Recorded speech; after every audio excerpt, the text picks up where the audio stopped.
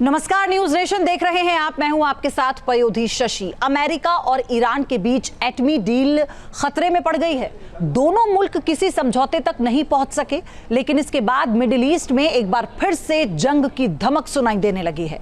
एक तरफ ईरान अपनी परमाणु जिद पर अड़ा हुआ है, तो दूसरी ओर इजराइल ने उसकी तरफ हथियार तैनात कर दिए हैं। अमेरिकी खुफिया रिपोर्ट में कहा जा रहा है कि इजराइल ईरान पर हमला करने की तैयारी कर रहा है। रोम में अमेरिका और ईरान ने 5वें राउंड की परमाणु वार्ता की है, लेकिन नाकामी हाथ लगी और इधर जंग की घंटी बज गई। सबसे घातक एटमी मोर्चाबंदी, संपूर्ण विनाश का रेड सिग्नल।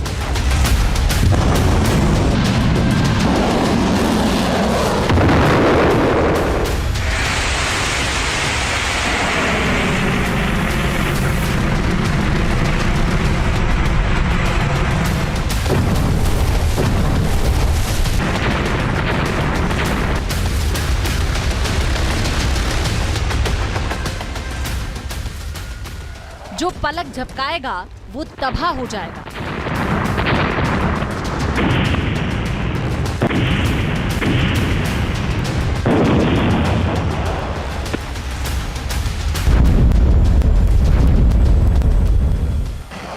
जो डरेगा समझो वो मार खाएगा।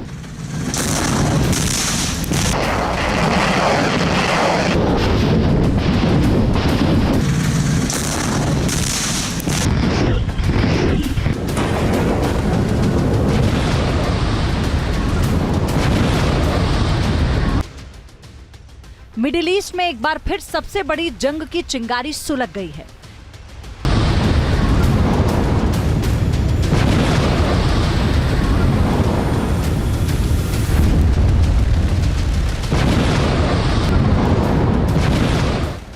इजराइल ने ईरान के परमाणु ठिकानों पर हथियारों को तान दिया है।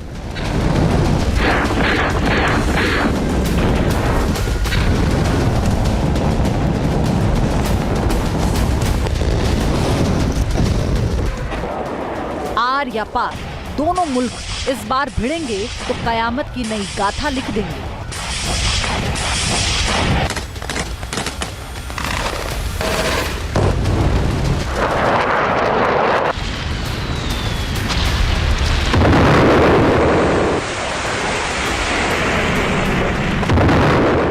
ऐसा इसलिए क्योंकि अमेरिका और ईरान के बीच एटमी वार्ता नाकाम होती दिख रही है। इटली की राजधानी रोम में 5वें राउंड की बातचीत पूरी तरह से असफल साबित हुई।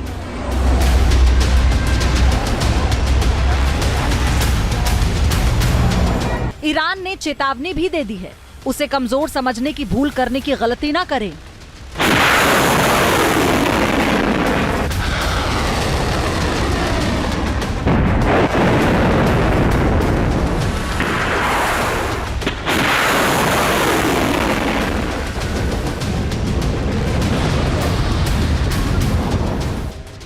परमाणु वार्ता के बेनतीजा रहने का नतीजा किस कदर भयावह हो सकता है, उसे अमेरिकी खुफिया रिपोर्ट से समझा जा सकता है। इस नई रिपोर्ट के मुताबिक इजराइल ने ईरान के परमाणु ठिकानों को निशाने पर लेने की पूरी तैयारी कर ली है। अगर ऐसा होता है तो 2023 में शुरू हुई गाजा की हिंसक लड़ाई के बाद मिडिल ईस्ट के लिए ये दूसरा सबसे बड़ा जंगी मोर्चा होगा। नई खुफिया रिपोर्ट के आधार पर कहा जा रहा है कि ईरान के एटमी ठिकानों पर इजरायली हमले की आशंका कई गुना बढ़ गई है। इजराइल की निगाहें सिर्फ इसी पर टिकी हैं कि अमेरिका ईरान को यूरेनियम संवर्धन से रोकने में कामयाब हो पाता है या नहीं। इस वक्त जिस तरह ये वार्ता अधर में लटक गई, मिडिल ईस्ट की किस्मत के ऊपर भी जंग की तलवारें लटक गई हैं। इजराइल ने इस साल की शुरुआत में कहा था कि ईरान के पास अक्टूबर तक का वक्त है, लेकिन लगता नहीं है कि हालात इस डेडलाइन को पूरा होने देंगे। गाजा में हमास और लेबनान में हिजबुल्लाह के खिलाफ मोर्चा खोल चुका इजराइल अब जंग का मल्टी फ्रंट खोलने को भी तैयार है। दरअसल एटमी जंग रोकने के लिए इस जंग के होने की आशंका 3 वजहों से बढ़ती जा रही है।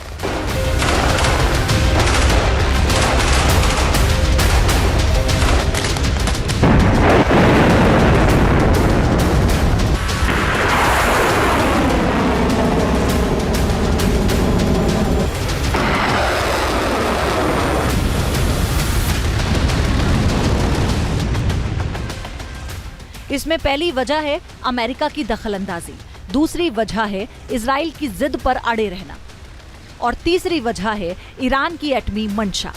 मसलन अमेरिकी राष्ट्रपति ने पहले ही न्यूक्लियर डील को बड़ा कदम बताते हुए कह दिया कि ईरान में कोई न्यूक्लियर डस्ट बनने नहीं दिया जाएगा। दूसरी तरफ इजराइल अड़ा हुआ है कि वो ईरान को एटमी मुल्क नहीं बनने देगा, क्योंकि ऐसा होगा तो फिर ईरान के तीनों प्रॉक्सी हमास, हिजबुल्लाह और हूती विद्रोही इजराइल के खिलाफ और भी हमलावर हो सकते हैं। और जंग के हालात बनने के पीछे सबसे बड़ी वजह ईरान की कसम है, जो किसी भी सूरत परमाणु हथियार हासिल करना चाहता है। ईरान को लगता है कि एटमी हथियार उसके लिए सबसे कारगर डेटरेंट साबित होंगे।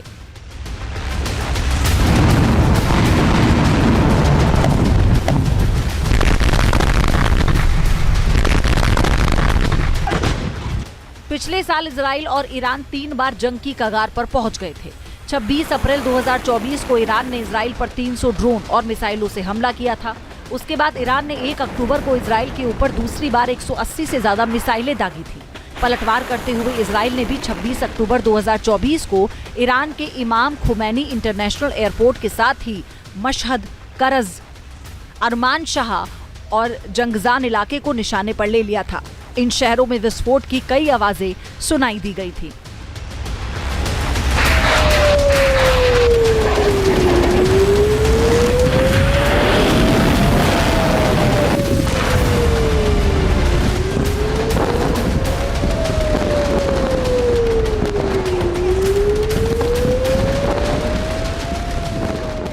इजराइल के हमले का खतरा एक बार फिर ईरान के ऊपर मंडरा रहा है। कहा जाता है कि इजराइल के पिछले हमले के दौरान कुछ मिसाइलें ईरान के एटमी ठिकानों के आसपास भी गिरी थीं। तो क्या ईरान और इजराइल की जंग की रेड लाइन करीब आ गई है? ये वार्ता अगर फेल होती है तो अमेरिका में एक रिपोर्ट में बताया गया है कि इजराइल ईरान पर आक्रमण कर सकता है। ईरान ने ये कहा है कि एक तो इस आक्रमण को अमेरिका का आक्रमण माना जाएगा, दूसरे उनको नहीं मालूम कि हमारे पास इस्लामिक वर्ल्ड की कितनी सपोर्ट आएगी ऐसी परिस्थिति में, और हम कुछ ऐसे न्यूक्लियर स्पेशल मेजर्स लेंगे जिसके बारे में हम IAEA international atomic energy agency को भी बाद में बताएंगे। अब ये जो न्यूक्लियर स्पेशल मेजर्स हैं, शायद इनको एनालाइज करने के लिए इजराइल तुरंत अटैक ना करे। ईरान के विदेश मंत्री अब्बास अरागची ने रोम में वार्ता के लिए जाने से पहले एक्स पर एक पोस्ट किया था, जिससे साफ पता चलता है कि ईरान अपने न्यूक्लियर इरादे से तनिक भी पीछे हटने वाला नहीं है। अरागची ने लिखा, जीरो न्यूक्लियर वेपन का मतलब डील हो गई, लेकिन जीरो एनरिचमेंट यानी यूरेनियम संवर्धन की योजना छोड़ने का मतलब कोई डील नहीं हुई।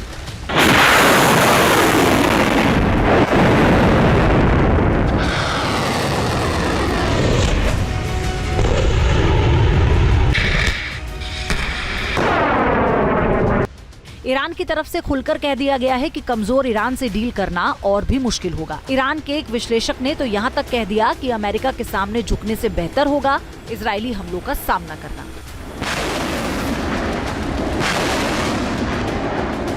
इजराइल और ईरान में जंग होगी तो किसका पलड़ा कितना भारी होगा ये बताएंगे, लेकिन पहले आप ये देखिए कि ईरान के 2 जाने माने न्यूक्लियर साइट्स यानी नतांज और फार्दो किस तरह से इजरायली हमले की जद में आ सकते हैं। नतांज की बात करेंगे, प्रमुख यूरेनियम संवर्धन सुविधा केंद्र ये कहा जाता है, जो मध्य ईरान के इस्फाहान और काशान के बीच में मौजूद है, जबकि अंडरग्राउंड है। क्या है अंडरग्राउंड? फॉर्दो एक अंडरग्राउंड परमाणु संवर्धन केंद्र है। ये एटमी सेंटर राजधानी तेहरान से दक्षिण की ओर है और इजराइल से नतांज की दूरी 1600 किलोमीटर की बताई जाती है, जबकि फॉर्दो की दूरी 1500 किलोमीटर है। इजराइल के जखीरे में जेरिको नाम की बैलिस्टिक मिसाइल है, जिसकी रेंज है 1500 किलोग्राम का हाई एक्सप्लोजिव टारगेट तक कैरी कर सकती है। आप समझ सकते हैं किस तरह दोनों ईरानी न्यूक्लियर साइट इजराइल का निशाना बन सकते हैं। चलिए अब एक नजर इन दोनों देशों की सैन्य शक्ति पर डालते हैं। जब हम सक्रिय सैनिकों की बात करते हैं तो इजराइल के पास 1,70,000 सक्रिय सैनिक है, ईरान के पास 6,10,000 सक्रिय सैनिक है। हम फाइटर जेट्स की बात करते हैं तो 240 इजराइल के पास हैं, 188 हैं ईरान के पास। जब हम अटैक हेलीकॉप्टर्स की बात करते हैं तो 48 इजराइल के पास हैं, महज 13 हैं ईरान के पास। आगे बढ़ेंगे, टैंक्स कितने किसके पास हैं? 1300 इजराइल के पास हैं और 1,713 हैं ईरान के पास। फिर सबमरीन की बात करते हैं, इजराइल के पास महज 5 सबमरीन हैं, 25 ईरान के पास हैं। एटमी हथियार 80 से 90 हैं इजराइल के पास, लेकिन ईरान के पास जो एटमी हथियार है यानी जो औपचारिक अभी जानकारी है उसके मुताबिक 0, कोई हथियार नहीं।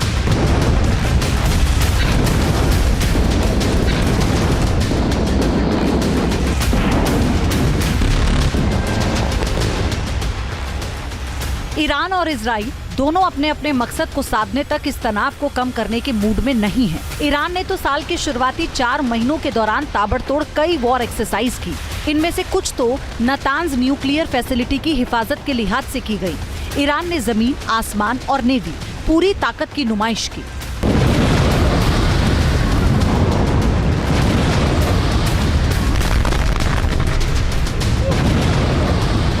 ईरान ने वॉर एक्सरसाइज का दायरा ओमान की खाड़ी तक फैला दिया है, लेकिन अब जो खबर आ रही है वो ईरान के वॉर मोड को साफ साफ जाहिर कर रही है।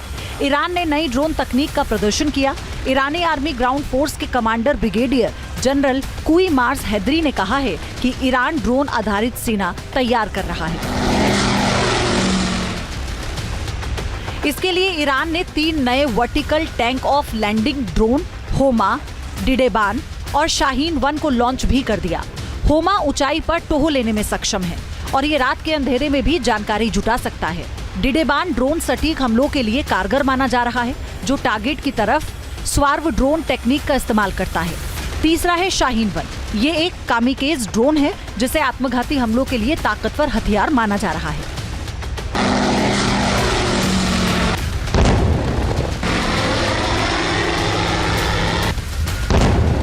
ईरान ड्रोन पावर के लिए जाना जाता है, लेकिन अभी तक ये कहना बेहद मुश्किल है कि उसके पास कितनी ताकतवर एयर डिफेंस सिस्टम है। ईरान हमलावर ड्रोन बनाने में माहिर है, लेकिन इजराइल की मिसाइलों के हमलों से बच निकलना बेहद मुश्किल साबित हो सकता है। आंकड़े भी बताते हैं कि परंपरागत युद्ध में इजराइल का सामना करना ईरान के लिए टेढ़ी खीर है।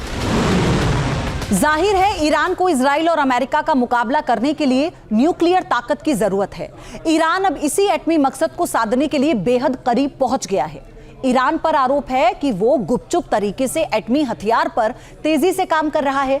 अमेरिकी खुफिया एजेंसी की रिपोर्ट में कहा गया है कि ईरान फिलहाल भले ही परमाणु हथियार नहीं बना रहा, लेकिन उसकी कई गतिविधियां इस ओर इशारा कर रही हैं कि वो जब चाहे तब एटमी हथियार बना सकता है। ईरान ने चेतावनी के लहजे में कहा कि अमेरिका के साथ डील हो या ना हो, यूरेनियम संवर्धन को वो रोकने वाला नहीं है। परमाणु बिजली की जरूरतों के लिए 3 से 4% तक संवर्धित यूरेनियम की जरूरत होती है, लेकिन ईरान 60% की शुद्धता तक यूरेनियम संवर्धन कर रहा है, जो पहले हुए समझौते के मुताबिक तयशुदा सीमा 3.67% से कहीं ज्यादा है। हालांकि परमाणु हथियार बनाने के लिए 90% तक शुद्ध यूरेनियम चाहिए और ईरान इसके बेहद करीब पहुंच चुका है। ईरान के साथ परमाणु वार्ता में अमेरिका की नुमाइंदगी स्टीव विटहॉक और माइकल एंटन ने की थी, लेकिन कहा यह भी जा रहा है कि विटहॉक ने इजरायली खुफिया एजेंसी मोसाद के मुखिया से भी मुलाकात की है। इसका मतलब है कि अमेरिका और इजराइल वार्ता पूरी तरह से असफल हो जाने के बाद हमले का विकल्प खुला रखना चाहते हैं, या फिर ये ईरान को हमले का डर दिखाने की कोशिश भी हो सकती है। अमेरिकी इंटेलिजेंस ने इजराइल के हमले की तैयारियों की तरफ इशारा किया। इजराइल ने एक सैन्य अभ्यास किया है और हवाई हथियारों की नई सिरे से तैनाती की है। सवाल है कि क्या अमेरिका वाकई ईरान के साथ एटमी गतिरोध खत्म करना चाहता है या फिर अपनी शर्तों पर समझौता करना चाहता है, और ऐसे में ईरान पर अमेरिका का कितना दबाव काम करेगा। अमेरिका कहता है कि आप यूएई की तरह से एनरिच्ड यूरेनियम बाहर से मंगाओ और सिविल न्यूक्लियर प्रोग्राम चलाओ, लेकिन आपको एनरिचमेंट करने नहीं दिया जाएगा। अब अमेरिका की बात ईरान मानेगा, ऐसा हमें इसलिए लगता है कि अल्टीमेटली ईरान को महसूस होगा कि billions and billions of dollars जो वो नष्ट कर रहे हैं बिकॉज ऑफ द सैंक्शंस जो अमेरिका ने उन पर लगाई हुई हैं, वो बच जाएंगे और उनका सिविल न्यूक्लियर प्रोग्राम भी चलता रहेगा। तो शायद अमेरिका का दबाव काम करता हुआ दिखाई दे रहा है। ईरान का लहजा बता रहा है कि वो डिगने वाला नहीं है। ईरानी विश्लेषक कह रहे हैं कि ईरान के मिजाज को पढ़ने में गलती की जा रही है। दरअसल अमेरिका के राष्ट्रपति डोनाल्ड ट्रंप ने ईरान को समझौता करने के लिए 60 दिन का वक्त दिया था।